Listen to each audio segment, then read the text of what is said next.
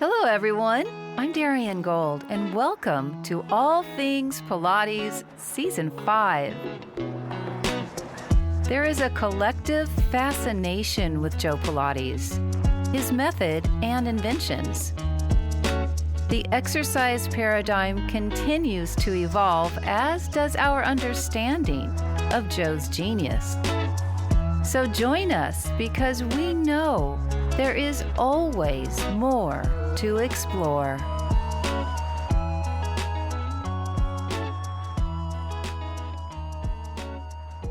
As America continues to grapple with its cultural and racial challenges, our very own Pilates community is still experiencing these divisive issues. With us today are Rayannah Salahuddin and Rachael Gray, co-owners of Pilates School San Francisco. Classically trained and eternally curious, Rayannah and Rachael have created a unique business model designed to welcome students who otherwise couldn't afford Pilates classes, and more specifically, those in the Black, Brown, and LGBTQ communities. Ray and Ray, as they are known, have vision, heart, determination, and are also two of my most faithful students. Here to share their Pilates goals and ambitions are Ray and Ray. Hi. Hello. I know you both are busy building your empire, so I appreciate you taking the time today. Rachael, Yes. where did you grow up? Mostly in Berkeley, actually. I was born in Washington State, but my family moved me down here when I was 11 or so. That was a little bit of a change for me. But I'm pretty much a Californian. My very first apartment was in Lower Haight, San Francisco. So You went from Berkeley to San Francisco. yeah, so No detour. I mean, I've moved around quite a bit. I lived in London for a couple years. I've lived in New York for a while, but I keep coming back here. This is home. Probably will always be home. Rayannah, what about you? Same California kid, San Franciscan until it sinks into the sea. Uh-oh. Well, we hope that's not going to happen anytime soon. Mm. Other things can sink, maybe. Yeah. Yeah, just not Not San San Francisco. Francisco. Yeah. Now we have to build little pool floaties around San Francisco. How did the two of you find Pilates? And then how did the two of you meet? I started doing Pilates back when I was an athlete in the 1990s. I happened to get a physical therapist who I didn't know was a classical Pilates teacher and fixed my shoulder so I could play. Then once I graduated, got all my, degrees, then I was looking for a way to retire from coaching that I could still continue my passion of teaching. And I went looking for Pilates certification, and I ended up getting a contemporary cert because I didn't know that. No one told me that this is classical, this is contemporary. Did that, taught, and then realized it's not really how I wanted to be teaching, and sought out more different training, which is how I found Pilates Center of San Francisco, and learned that these were the exercises I remember. This is what I was taught, and opted to do the training there with Dorte and Martin Lawrence. And so that's where I met Rachel. Can I ask you a question? Mm-hmm. Yeah. Back a little bit when you said that this wasn't the way you thought you'd want to teach after you were involved in a contemporary certification. What does that mean exactly? The thing I love about classical is the connection and the progression. As an athlete, I soak up ownership. You teach me how to do it so I can do it myself. And that's how I was first initially trained. Like, this is, if your shoulder feels like this, do this. The reason your shoulder is bad is because you're not using your core muscles right. I love the connection of that. And then when I went into contemporary, I felt like that connection wasn't as present. It's there, but it's not the foremost thought in one's mind. Like, to make it so that you can independently use this work in your own body for what you need it for. I found that wasn't the prevalent thought, and I found that that's what I really liked about classical Pilates. And it wasn't until I did a private after giving birth where I couldn't use my right hip right in any way that I found Mart. And that was like, that connection was remade. And that's what I found was important for me. Mart? Mart Lawrence. She was And she had a studio in San Francisco, the Pilates Center of San Francisco. You know, fantastic teacher, taught me a lot. And a lot of some of how I teach today is rooted in Martisms. So, yeah. Rachel? Well, I came to it also through kind of injury and issues. I was actually making and designing shoes in New York. Ooh, I know, so fancy. When some stuff started to happen to my back and I didn't know quite what was going on. A few months later, I moved back to San Francisco to deal with some family stuff. And I collapsed one day. And that's how I learned that I was severely hypermobile. I just thought I was, super flexible. And isn't that a fun party trick? But no, it was not. I didn't fully dislocate. I subluxed both of my hips, my tailbone, my sacrum, L5, L4. Oh my. And it was just one of those things where you could kind of put me back together. Seriously, I was just, I was like a really bad puppet. You kind of put me back together, but without a core, there were no strings. And so it was just like falling over. And I spent about 2 years basically becoming more and more immobilized and unable to walk most of the time. And it was a good day if I could stand up. That was an excellent day. I remember one morning where I remember thinking, if I could just like wake up and think, oh, I'm so tired, instead of, oh my God, I'm in so much pain, I'll become a physical therapist. Like I sort of just made myself this promise. Turns out once I started to actually get better, it wasn't because of physical therapy. Like I did my physical therapy, they got me as far as they could. And then they said, hey, have you ever thought of trying Pilates? And within a few months of trying Pilates, I woke up and had that morning where I got up and I went, oh, I'm so tired, I have to go make coffee, and started to like shuffle my way over to the kitchen before I realized I was standing. And I was just like, what? So, and it just so happened that the place that I was doing Pilates was with Mart Lawrence. And right as it started to really soak into my body, she went, hey, you'd be a good teacher. Have you ever considered this? And it just felt like the correct sort of follow through of this little promise I made to myself. So I was like, this is how I'm going to do it. So that's how I ended up there. And Ray was training at the same time, and here we are. Did you two like each other when you first met? Yeah. I mean, yeah, like it's funny. Our schedules didn't immediately overlap a ton. So she was just that really cool girl that I didn't get to work with very often. But like, you're always badass. I always like you. Yeah, I loved her. We were actually a quad of Lewis and Mickey, and we had so bonded. That's one of the that team aspect. We were this little team of 4 trying to learn and get through this program, and it was hard, but yeah, me and Rachel had a lot of fun moments at Stables. Like, our origin story on our website is extremely true. Like, we sat at that coffee shop and just talked about our experience a lot, and I found we shared a lot of the same loves, hates, frustrations, kind of breakthroughs. We shared a lot of it, and so I really always enjoyed all the time I spent with Rachel. So yeah. Is that how you decided to open a studio together? Yeah. With coffee or no, was it wine? It stronger than coffee. I don't know if you agree, Rachel. Yes. That would have been the best. We might have never opened this business if there was actual alcohol at that angry moment. We were really frustrated, and we had mostly the frustration came from it was the fact that we were going to have to ask our client bodies to pay more money, and they didn't have it. And it's like, how am I going to finish this program? And I guess I have to. Oh, wait a second. The bodies that you use to prepare you for your certification testing out, they had to pay?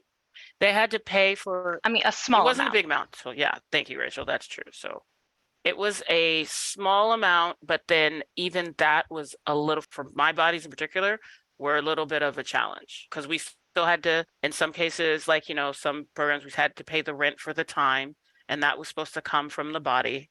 Then after we pass a certain level of a test, they needed to pay a little bit more, because I don't disagree with the mindset of like, we now are more knowledgeable, so thus someone should pay more. But it Are you pocketing the money or is the studio? the studio, I don't think I can't remember how the whole thing worked. Wait. No, it was once we paid our rent, then a percentage of it went to the studio and a percentage went to us, which was, I understand that that's not the problem. It was, I feel that particular conversation that we had, we were frustrated because we were both basically having to pay a lot and essentially take out loans, more or less, to pay for our education. And then we both had clients who desperately needed this work. But as we progressed from sort of apprentice to, look at me, we're new teachers, our prices had to go up. And both of us had different clients who went, I can't afford that. I really want to work with you, but I literally cannot afford, what was it, like $60 an hour or something. So between our sort of, as teachers, realizing we were struggling financially to, like, we couldn't have afforded our own services, at full price. And then having clients say, we don't know how to keep this going, but it's very valuable for us. So it was kind of the intersection of those two financial discussions. Yeah, I gotta calm down a little. Again, yeah, I'm glad that we had coffee and not a lot of wine that day.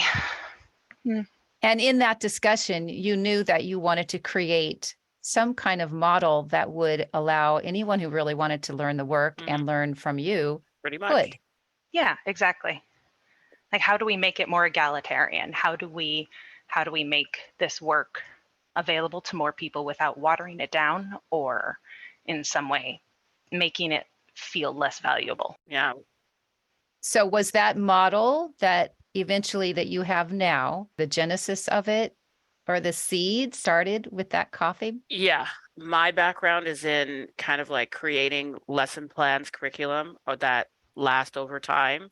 And one of the things with classical Pilates is there's a natural progression to it. Like with most bodies, they're going to progress through their pre-Pilates, their basic system, their intermediate, and for some advanced. And I felt like if my volleyball players, because again, this whole time I'm testing this system out with my own volleyball players, while I was a coach in terms of injury prevention, if I can teach a 19, 20-year-old who has the attention span of Dory the fish how to do intermediate mat on command, and not only do it, but do it well, and be able to modify it based on their body, based on injuries, why can't a full-grown adult do it? That was and why is it that we're not being more transparent, leaving more information out there for them? Why can't we teach them the way we were trained as teachers to train the body in front of us? However, just make it your own body. And that was where I sat down with Rachel in that conversation. It's just like, why can't they just teach us like they teach instructors? Why can't we give them? Why isn't there a printout of the basic reformer order on day one here? These are the exercises. And now let's see how your body does it. And this is the ideal. And let's get you to this ideal if we can. I got frustrated so much by that. And the fact that I couldn't find someone who'd actually done it. I did a very exhaustive research because to me, our first year, and I don't know, Rachel, if you can agree, but like, I believe if we were to put a title on what we were trying to do the first year of our business was, is this idea stupid? Are we stupid? Why is no one doing this? There's 85% of the people out there can afford this price point. And if we can make Pilates fit in this price point, that's a lot more people than the 15, maybe 20% that can afford to give me $1,000, $2,000 a month. That's easier. Why isn't anyone else doing this? And that was kind of like how the origin of this business came from. Was the first year was, is this stupid? Then we went, it's not. Okay, how can we make this a viable business? Yeah. And the moment we figured it out, COVID. But yeah. Yep. The moment we figured out the business model, COVID started. So that was fun. It was really great. It was good character building stuff, because that's what you and I need, Ray, more character. To add to that, I would say that I think there is a general, maybe I'm already kind of jumping the gun here, but I feel like there's this kind of general thing within at least classical Pilates, because I can only really speak to that because I am not certified in contemporary. you are supposed to keep certain amounts of the information secret because your value as a teacher is inherent to you knowing so much more. And I mean, obviously we have to know more, but I don't see that there's any harm in giving people lists of, you know, all the exercises and having people know the order and empowering them to understand why we're making the corrections that we're making. It doesn't need to be kept secret. We aren't worth less if they know why we do it. So I think that it's such a big problem in the industry that we kind of just set out to try and figure out, like, is there some way we can balance all of this out? Like, if we teach people to fish, you know, instead of handing them a fish, like, does that mean that they like fish less? And so far, I mean, we're 5 years in, people like fish plenty. We have no problems. I love it. I would agree with you because when I went through the program a long time ago. You're sexy, Darren. Don't let no one tell you you're not now. You look good. You look great, girl. Gosh.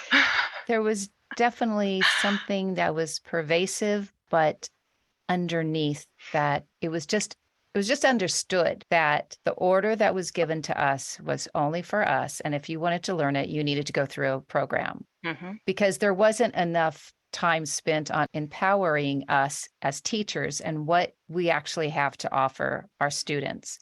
And it's way more than just teaching somebody the order. So if your students already have the order, it's already in their head. You can advance their practice instead of staying on the same page because they can't remember. Exactly. We're not worth less if we empower our students. So I'm 100% with you on that. Some of my favorite moments in the studio is when what we call an OG member is teaching a new baby. It's beautiful. It's so cute. It's the most adorable thing in the world when somebody who's been working with us since day one, when we started testing this idea that, you know, somebody new comes in and they're in a group class and they're trying to kind of figure out some pre-Pilates stuff. And the OG member leans over and goes, "Oh no, you just kind of squeeze your knees together. It's fine. Don't worry about it." You know, it's so cute. And they're like, no, scoop more. No, don't tuck. Scoop. That's different than a tuck. And it's just like listening to them like train each other is really sweet because it just like, oh, I'm a proud little mom. So it's we love seeing our people, you know, grow. It really is. We really do teach it like a educational institution, hence the name school. Exactly. Now, if we're talking about the business side of the Pilates field, just the norm, not your unique business model. Besides what you're offering, what do you think is lacking in the thought process in all the other studios that run based on just a very narrow parameters of what someone can expect if they go to the studio? They kind of fall into one of two baskets. I haven't found anything. I found like in between. Either it's catered to those who have enough discretionary income to put the $800+ per month, you know, into their privates, which I believe there's a place for that. Privates, duets, they have their trainer works with them every single time.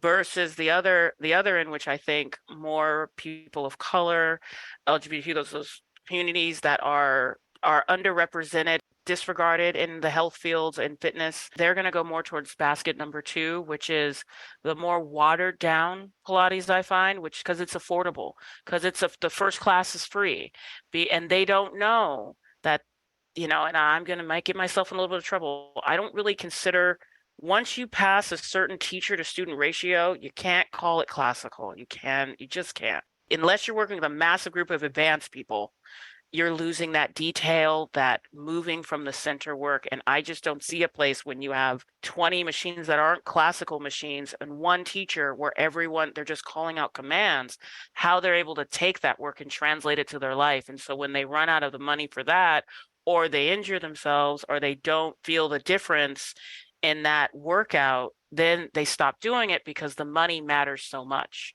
And so they don't get that access to health like the person that has a discretionary income. And so they're stuck in this place of I don't know really what I'm doing. I don't know how to take this work out of that studio. And so I find that those are the two models, and I find them to be a huge obstacle for underrepresented groups to find a safe place for them to experience their body and growing in their body, connecting to their body, and taking that and infusing it into their life where they're going to have lifelong health. That is the disconnect that I find is present in the current business model. Because you need to make a living. I'm not putting them down. At the end of the day, those teachers, those studio owners, they have bills to pay. They have families to feed. Inflation goes up. You got COVID happening, all this stuff. I get it. I am not knocking what they're doing. Me and Rachel's goal comes from a big place of positivity because this works for us, and there's no reason why it can't work for others. And that means more people can have access to health. So for us, just like we're very transparent with our own members and how to get access to a more healthy life through classical Pilates, we eventually will, once we have everything ironed out and figured out and presented in a way that I think people can understand, we're going to go out there and present that to anybody who really you want it and add this type of work to your studio. This is how we did it. Let us help you get your studio where you can be more inclusive, invite more people, share this work with more people, because I think in the end, that's what all Pilates teachers really want to do. I mean, we didn't become Pilates teachers to be like, rich. So, it's a lovely idea. It is, so obviously anyone who's committed to teaching Pilates full time, I mean, they have to have that passion in their heart. I just want to give them a way to get both. You can have gainful employment that you can sustain your life with and give Pilates to everyone. To me, it's a solution that doesn't come from scarcity. It comes from abundance. That's my feeling. What happens if teachers do begin to lose their passion because of the financial hardships or challenges? Well, that's quite a question. How do you maintain your passion for this? I mean, I would say, okay, I'm going to jump in here, answer my own question. I would say, come on, Darian. Really, I would say first and foremost, to be able to keep giving your passion, you have to give it to yourself. And that means you have to have some kind of regular practice that you leave time for. Maybe it's not going to be a full-on reformer, etc., but finding exercises that still make your body feel good, that are still informative to you, because this is where you arrive at how you might cue a new student based on what you're doing in your workout. And there has to be that kind of interest, and the interest lights a fire under your passion. I remember a long time ago when I had my studio in Hollywood, this is 96, 97, and Rayannah had come out and, oh no, it was in 2005. This was at Rayannah's conference. It was at a hotel in Hollywood, not too far from my studio. And I was sitting watching Rayannah work with someone on the Cadillac, and Mari Windsor, do you remember her? She came up to me and we sat down and started talking. And all I said was, my studio is not far from here. Why can't we get a group of teachers together so that we can work out together and learn from each other? It seemed like she had never even entertained that idea, and nothing ever happened. But in my mind, I was thinking, well, this is how we can keep our workout and our passion alive, by helping each other and being each other's eyes. Absolutely. 100%. I think that some of the problems with so many industries, but definitely with ours, is this sort of inherent sense of competition between teachers. Because again, if we're all going after the same, 15% of the population, we have no choice but to sort of compete. But again, if we're operating from a place of abundance, then we are definitely, we share with other teachers. And God, every single time I learn something new from Ray, or even one of our apprentices who goes, oh, I came up with a great idea. It's just I am reinvigorated to, learn more, try it, do this. And no Pilates studio is an island, or at least it shouldn't be. But here we are. I think that like if you approach the work from a place of curiosity, Absolutely. you're always going to have passion. Mm-hmm. If you accept, because I think in order for you to, I guess what I'm going to put it, for some reason in this industry, we have to have no flaws. We have to be perfect because you're performing, you're on stage, you're being looked at from every angle. Don't do this. The master teacher in the room looked this way. That means this. They pursed their lips like this. We add all this stress to a situation for a type of movement that's supposed to make us calm and content. And we don't actually, as teachers, live our lives that way. We are in a constant fight to be the best, because if you're the best, you're guaranteeing that you're going to make money. And we need to stop getting there by stepping on each other. And there is a way to get there through sharing. And that's the thing that I think me and Rachel are really working to bring into this industry. And it's scary because, No, it's the truth. Yeah. Well, yeah, I mean, I'm sorry.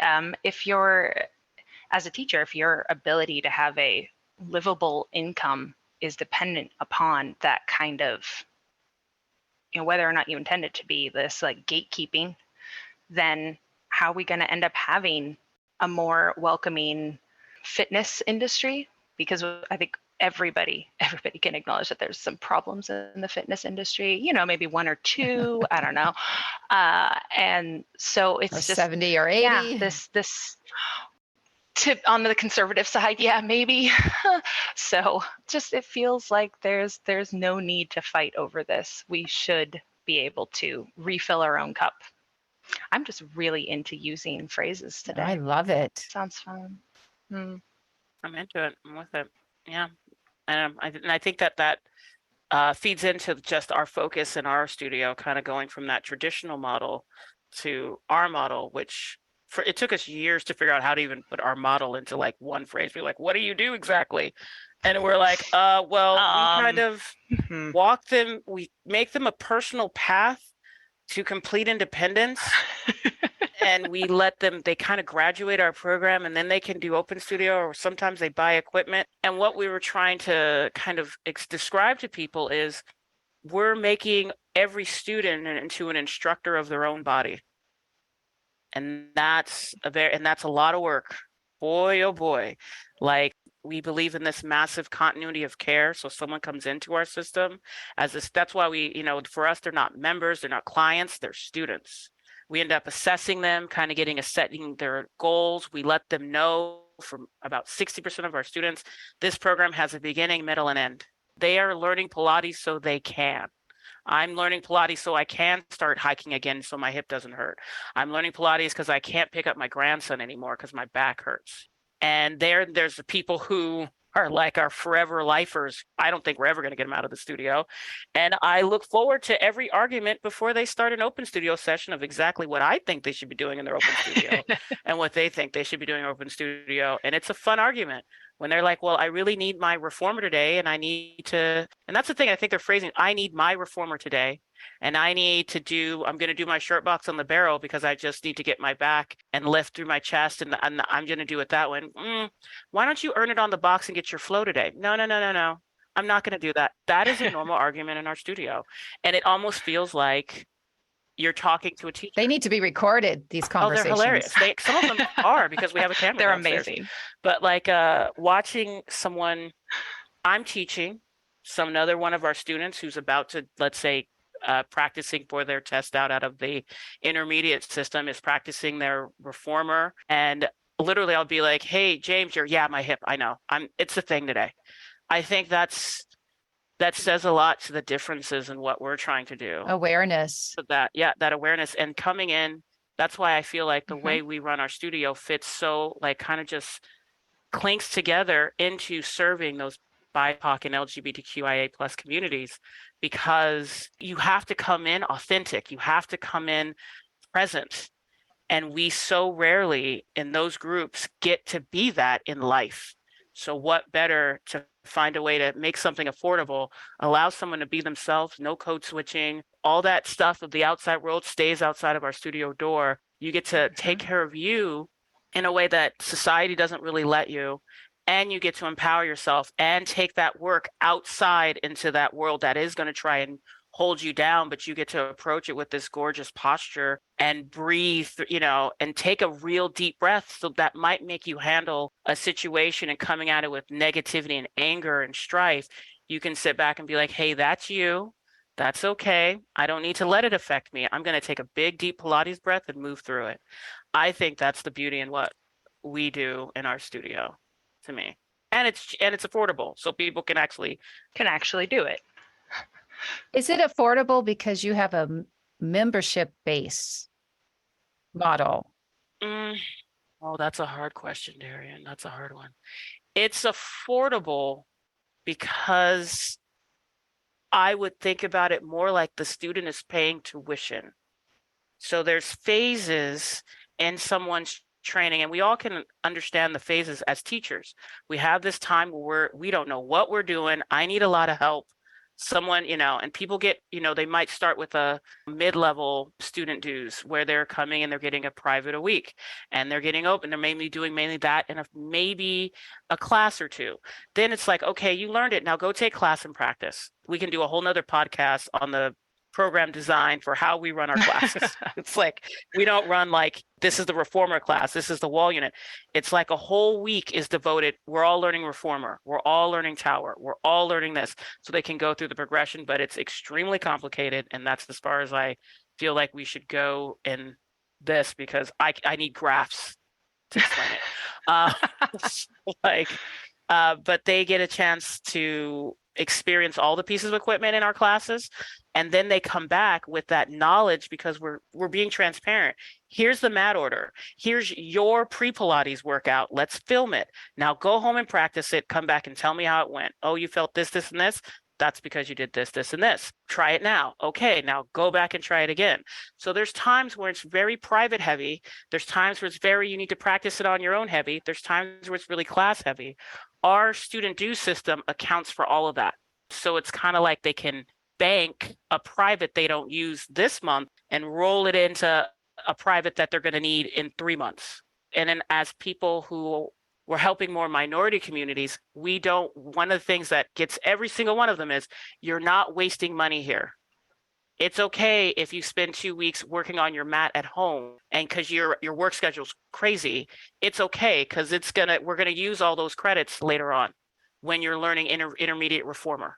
So it's not a use it or lose it system. That's a really hard thing for people to understand because they're so used in the fitness industry of being taken for a ride money-wise. Hopefully that makes sense. That's the best I can do. It does make sense. And who wouldn't want to come to your studio? Yeah, because I'm really entertaining too. Boring people Rachel, don't want to come to our studio. Rachel has all the great analogies of, reach, you have a martini on your lap, do your spine stretch forward over it. I mean, that's motivating. No. It's a cat on your lap and and the cat's asleep and it's kind of a chonky cat. And so you don't want to get cat hair all over your ribs, but there's a martini ahead of you. So you have to spine stretch over the cat.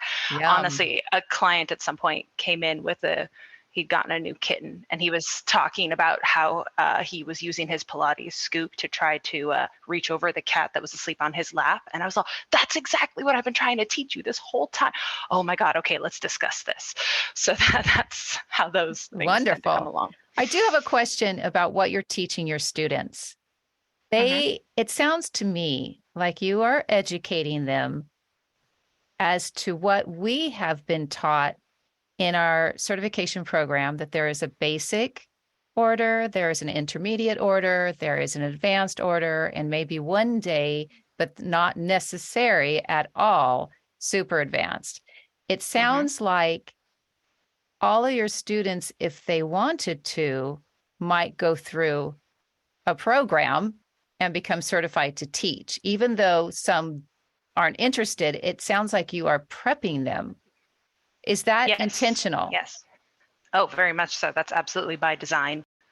Because on one hand, we do have a teacher training program, but Oh, can you say more about that? Do I know about that? I don't know. Do you know about that? You're funny, Rachel. Ray, I'm going to pass that one over to you as the head of pedagogy. The teacher training program, again, like as you pointed out, Darian, that as someone, about 40% of our students are like Pilates for life. They want to learn it. You can see them teaching already. Those are people who, once they graduate, I approach and say, once they test out of the high intermediate system, then you're automatically accepted into our teacher training program for the next year if you choose to join. And then for anyone coming into our teacher training program who hasn't been through our program, then there is a test in, because I feel like one of the issues from a pedagogist point of view is it's hard to be able to teach what I would call a clean program if your students coming into that program, someone's really has it, another person doesn't have it, another person is someone in between, another person has a hurt hip. What a cohort, I'm going to just dork out. You need your cohort to be at the same place as much as possible in order for them to be able to learn with and from each other. And so it's a very long-standing teaching methodology in physical education. We just don't use it in Pilates. We're like, hey, you've never done Pilates before. Sure, why don't you learn Pilates, learn how to teach Pilates, like in the same time? Like that's kind of like, you've never flown a plane before. You're going to fly, you're going to learn how to fly and fly this plane. We can do it. We see that. That doesn't make any sense. So we actually set a very strict criteria on what you need to be to enter our teacher training program, so that as you're going through it, you already have the understanding that this is a place where you learn Pilates in your body first, so that you have a vocabulary to be able to then teach it. So we start, even though they're in their body, they're learning advanced while they're teaching pre-Pilates. Does that make sense? So it's kind of like they're not learning basic or learning pre-Pilates while they're teaching it at the same time. That's too much that's just too much. I don't know this is the first place that I have ever been to where I've seen someone who's trying to do a basic reformer and they don't even know the order, but they're in a seminar. Like, well, no, we don't do that here. You need to know it before you can teach it. Joe said 3 years with him. We said we're figuring out that it might be 5. So, yes, I agree. I think 5 is a good number. And even after they finish the first phase, because we have our 2 interns who have finished the first phase, and they're allowed to teach basic classes because they're in their body, they're approaching that high intermediate kind of range. They're now learning how to teach groups. They're learning how to teach multi-level groups. Are they hired? Do they work for you? They work, because again, the fact that I don't know how to say it. They, in other programs, you gotta have like so much money. And for BIPOC and LGBTQA, that's not something that really exists. So, and also California law, like, there's laws, there's labor laws. So once they graduate to a certain level, they are no longer considered apprentices. They're actually teachers in training, and when they teach, they get paid. So it's like, and it's not like they need to pay me for a rental. They're employees, they have a schedule, and me and Rachel are there to help assist. I was helping one of our new teachers this morning with helping her structure her tower wall class so that she can be a better teacher. And that's part of but she's being paid for that time that she's putting in. It's not like, does that hopefully that makes sense. And that to me is, everyone that comes to your studio to learn the classical Pilates work, they learn the order that we know, that we abide by. Many of them may not want to take it to the next level, which is to be a teacher trainer, but they're still going to go through what you call a program, but it's not exactly a certification program like you went through, which I would love for you to talk about the differences, because you went to a program that's more traditional, like I did with Rayannah. This is someone who studied with Rayannah as well, correct? Yes. We are also trained in the Rayannah lineage as well. I think we've created a very different environment in our studio and in our teacher training program. On one hand, we did that by design, and on the other hand, I think Ray and I are both consistently shocked by how different our program is whenever we go anywhere else. What, you mean because you let people shine? It's seriously, I'm like, tongue bitten. You mean you let people have their own original ideas and you're open to them? Oh, we definitely do. We do. Dare I you just get in trouble today. how do we describe our strange little program? Well, the foundation is critical to then going off and interpreting the work as you see fit. Yeah. So the foundation is everything. And whoever is your first, it's like your first boyfriend, girlfriend, they set the tone. So was it good? Was it good for you? Was it? Well, Mine's was bittersweet. Oh, mine was. Ugh. Wait, are we still talking about Mine Pilates? was Now I rough. have questions. Yeah. No, mine was bittersweet. Mine was hard. While I was doing my teacher training program, I was also a full-time, highly competitive collegiate coach. And there's no balancing that part-time, having a real full-time. Like I had kids who were like, I got kicked out of my house. My dad just beat the living crap out of me. And then I got Mart texting me saying like, hey, where are you? And I'm like, I'm at St. Francis. One of my kids got 5150'd, so I can't come into the studio. And what is that? Oh, they got forced into observation. So they had a crazy moment. They had a bit of a breakdown. And they got arrested, and the police put them in a mental institution. And they're trapped there for 48 hours. They're not getting out. And so I have, and I'm only resource because their family is kind of off the rockers. And then I'm trying to do this Pilates training, and there wasn't a lot of leeway. It was like, Pilates needs to be important to you. Did you miss the 5150?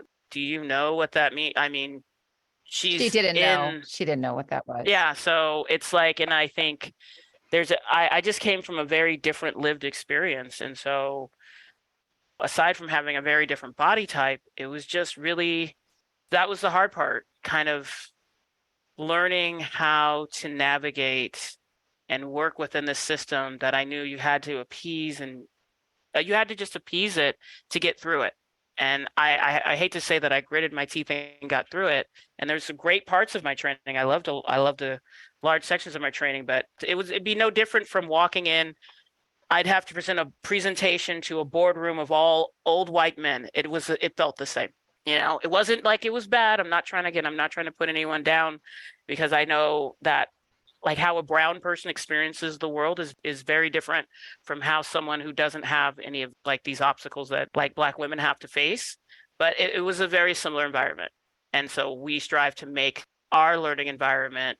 That's why I say like, I want people to be their authentic self and honor their lived experience in our studio. And so I really make a point of that. And that comes from the fact that we are creating on the student end, the dues for our program are very affordable. It's in a range that someone can handle. Our teacher trainer end, we're in the last phases of the program becoming nationally accredited, which means someone can go get a FAFSA, take out a Cal D grant, and pay for their education. So that to me is a really important component, because unless you have $20,000 and a lot of free time, this career path is not open to you. And you kind of have to have like that accessible income or have a rich spouse in order to do this full time, because your incomes fluctuate so much. So that would be the big difference is we made the student program affordable for pretty much anyone. I believe our new virtual studio that we're opening another month or so, the dues are $150 a month, and they get a virtual private. So they're getting that one-on-one contact and that personalization. To me, health is a right on both ends of our program. We make sure that people have access to health, regardless of their background, their income. And then on top of that, we're going to respect where you come from, and we're going to help you be your authentic self, and we're going to honor who you are in that moment in our program, which I believe is what Pilates is about to me. That's exactly. I would absolutely say the same. I think for a form of movement that really prioritizes the individual, it's fascinating to me how much the industry is not set up to facilitate learning for, a variety of individuals, either as teachers or as students. So I think the sort of gap that we're trying to cross and, create a little bridge, very cute, adorable little bridge, a very rainbow colored bridge across, that sounds way more sad. No. You got it. It's just we're just trying to bridge that gap and try to make it so that there isn't this sense of I have to put on my Pilates face and there's a difference between leaving your cares outside and focusing on yourself. There's a difference between that and feeling like you have to put on a different face to go into your studio to work out and attempt to focus on yourself. It's like that. There's a subtle difference there. And I feel like we are trying to make sure that you can be here, focus on yourself, regardless of who you are and regardless of the state of this crazy country and the planet. Just you are here. This is about you. Whatever comes up. I think you're promoting contrology, because contrology isn't just the exercises, it's an entire lifestyle. It's a system of living. Exactly. Yeah, it really is, especially in a world where we don't have a lot of control. So I don't know. As you know and have experienced, there is a lot of body shaming in our society, and definitely in the Pilates community. I know you both have had certain experiences. What are your thoughts about this issue, and what do you think could happen or take place to give people, first of all, the people who feel like they don't have a size 0 lithe body, they've been given permission to practice contrology. And then for those who don't necessarily know they're shaming others that don't have that specific look, what can you say to those types of teachers? They need to step back and reevaluate what they think the physical body is about.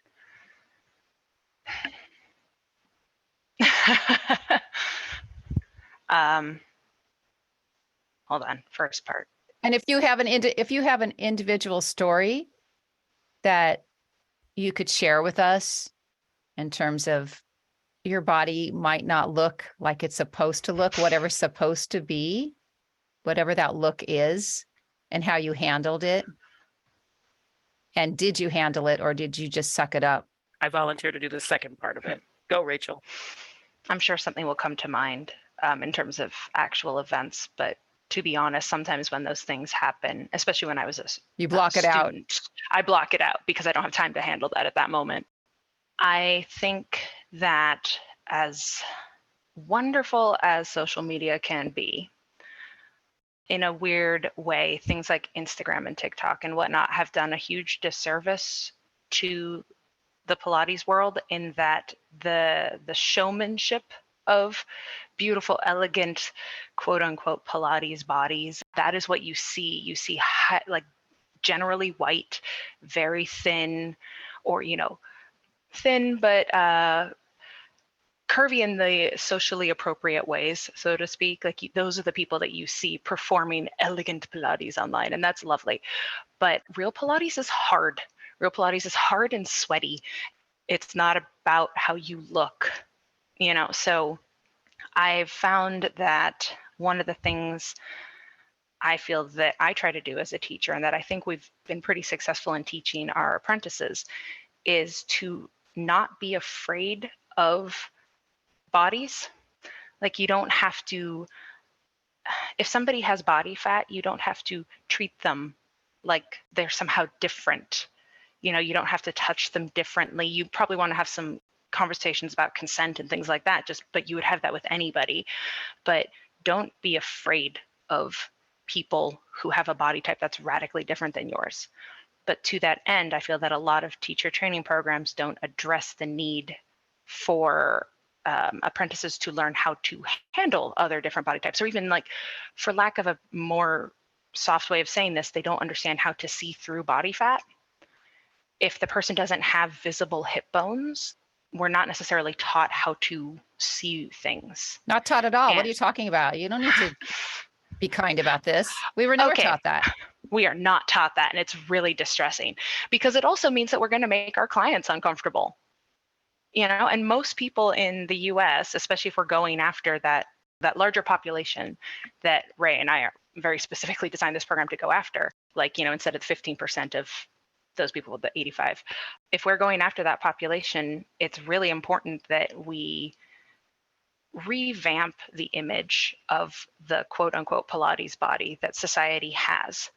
Like, I have definitely, when being asked for the sort of elevator pitch of what we do when I'm talking to a room full of people or whatever, I'm just going to say it without actually censoring myself. I'm like, yeah, we make Pilates something that isn't just for skinny, rich white bitches, because they have plenty of places to go.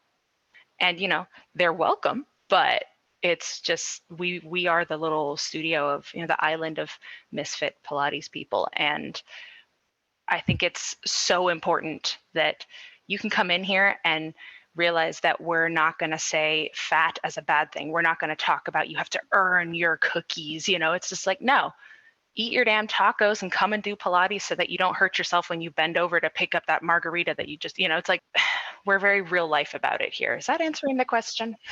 Yes. And on top of all that, you have pancakes and Pilates. Yes, we do. We have teasers and tacos. We're doing beers, barrels. Yes, beers, barrels, and barbecue. We're very excited about that one. But yeah, I'm in the middle of getting a certification for nutrition because I want to offer a very shame-free, food-positive viewpoint towards what you put in your body, because that's something I struggle with personally. And, as somebody whose weight has fluctuated and at 6 feet tall, I'd rather stick out in a crowd. I want to develop a space where discussions about food and weight and health and whatnot are just much healthier. Like, not healthy as in more lettuce, healthy as in we're supposed to have body fat. We're supposed to. Like, I don't like how society and the fitness industry treats it as though I am way too large to be doing Pilates, that my goal in doing Pilates should be to lose weight. I'm like, but it's not. I'm just trying to keep my spine in one piece. And if I lose weight, cool. But yeah, I don't know. Now I'm rambling. Keeping your spine in one piece is where it's at. Big fan. Huge fan. Rayannah? Well, I'll take that second half. Okay. I feel like Rachel rockstarred that first half. Thanks, babe. The second half, you're welcome, sexiness.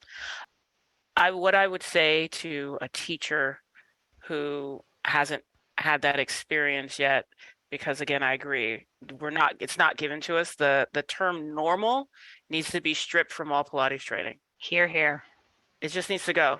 That we're going to work with what happens in normal bodies first. To say normal means there's abnormal. So you're automatically in your teacher training program telling that teacher who's like doesn't fit that normal mold that they're not normal. So then it's like, well, what the fuck am I doing? What am I doing here? Sorry, I knew a curse will come out eventually. So that needs to go bye-bye. And I think all Pilates teacher training programs need to reevaluate, are you really creating the best teacher if you're only teaching one body type that they can teach? If you're the best teacher can teach, we say it all the time, train the body in front of you. Mm-hmm.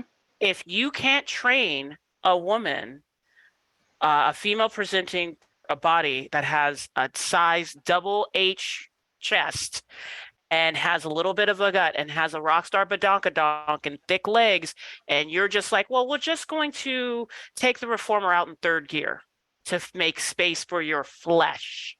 It's like, you're approaching the whole thing in the wrong way. And I know, and I've seen it, and I have personally felt it myself, how my presence makes a teacher who's not trained to teach my body immediately uncomfortable. And then you can see them trying to fumble around with it. And then it turns out, I just don't know what to do with all of your body, and they're trying to find these fun euphemisms. Or my personal favorite is complimenting the clothes I'm wearing. Wow, your clothes look really cute. It's like, thanks, AKA those clothes don't make you look fat. So I've watched people, sorry, I was just gonna say, I've watched people like respond to you that way. Mm-hmm. They're sort of afraid to touch You mean when you're taking a lesson? Yeah, in a teacher training program, if I'm going back for like some training, I've never done no, that. I like, My well, hands are yeah, all over that's you. why we love you so Not much. you. So no, I've been in situations where I'm in a training environment and a teacher training environment, and we're to break out into groups, and you can almost feel like that's the last kid I'm picking for kickball. When the funny thing is, most of the time, especially in the latter edges of once I started retiring from coaching, I am the most educated. Have the most teaching experience, and you might want to sit and have a moment with me because you might learn something.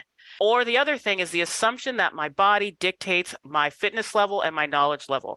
I've had someone who hasn't even graduated a program try and tell me how to teach someone something, and I sat there and I was like, and it'd be different. I'm a scientist. I can accept being wrong, and I don't care who it could come from. Someone who doesn't done Pilates a day in his life versus someone who's done Pilates forever. If you're right, you're right. If you're wrong, you're wrong. Let's see what happens.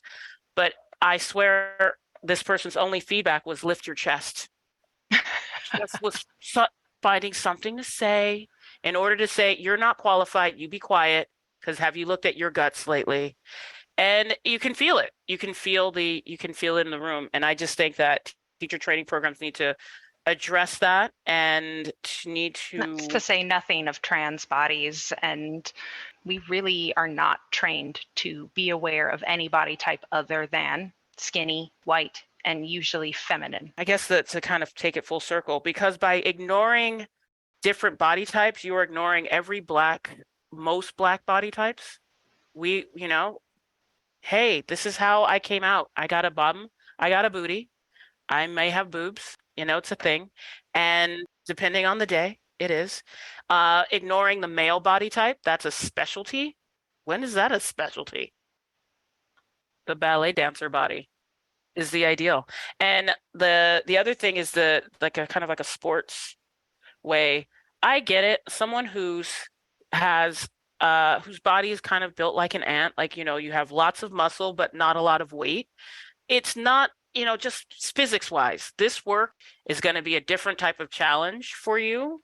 And some challenges are going to be easier. The kind of like the obstacles might be a little bit easier. If you walk in and you've done a crap ton of training, of dance training, I get how this work, the way it's presented, I think is easier for someone who comes from a dance background to translate.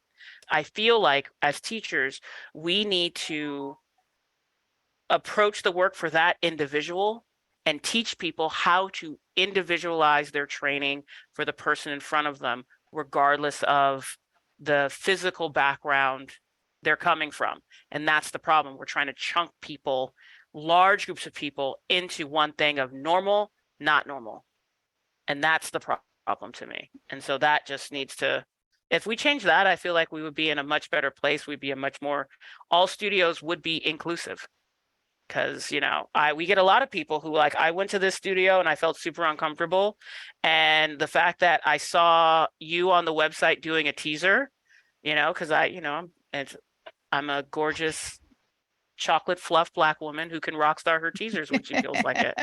And it's automatically disarming. Because she has enough stretch in her low back now. I finally. know. Found that low back because of you. So like, I just think that we all need to see ourselves in this work, and there's not enough pictures and images to kind of circle back to what Rachel was saying. There's not enough images and videos of people doing this work that have different body types. Or the reverse happens. It was March Madness. I did a swimming on top of a barrel. It got way too many views. That was way too many, just because I did swimming. And if it was like your quintessential, like, female presenting, even if it was thin me, body doing it, even no if one it was would have me, cared. like, But because, it's just because, wow, look at that large Black woman doing that on a barrel. It was just like, that's not the reason that something should go viral to me. So that's what I think that's what I would tell the teacher. Well, the conversation has started, or it continues, and you two are helping. I wanted to ask you in closing, what are your future plans for Pilates School beyond San world Francisco? domination? Yes. Oh, well, That's way more complicated. But Pinky, where are you going to get an elephant around this time of night? No, I'm done.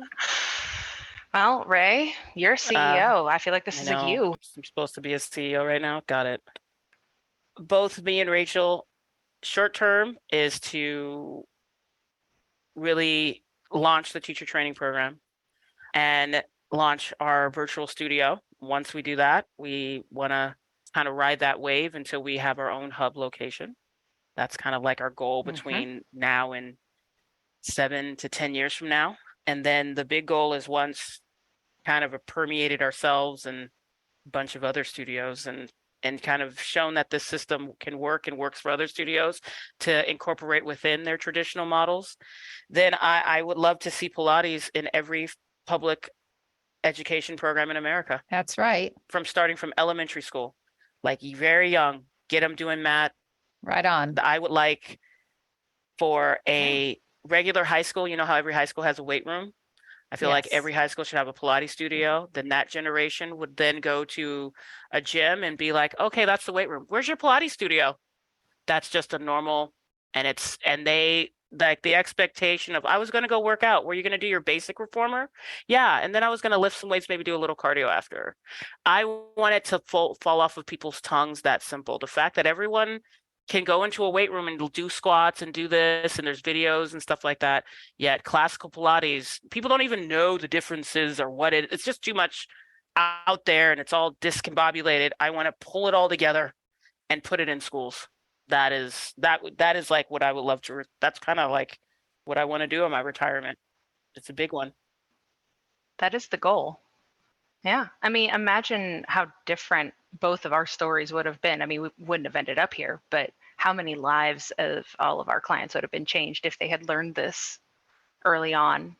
You know, it really isn't the sort of arena of the wealthy and the few and the, you know, the skinny. It and really the celebrities. should be something that exactly, it's something everybody would benefit so deeply from. And do it really who is practice that. now and who will when they decide to include Pilates into their workout I've never program. seen classical Pilates go bad for anybody when it's taught right. Yeah, I have to add when that it's taught right. Word. Pilates for all. How do people contact you? Our website, and that's a marketing question. Go, Rachel. Well, what is your website? They can contact us via our website, pilatesschoolsf.com. We're also on Instagram under the same Pilates School SF. We're also on Facebook.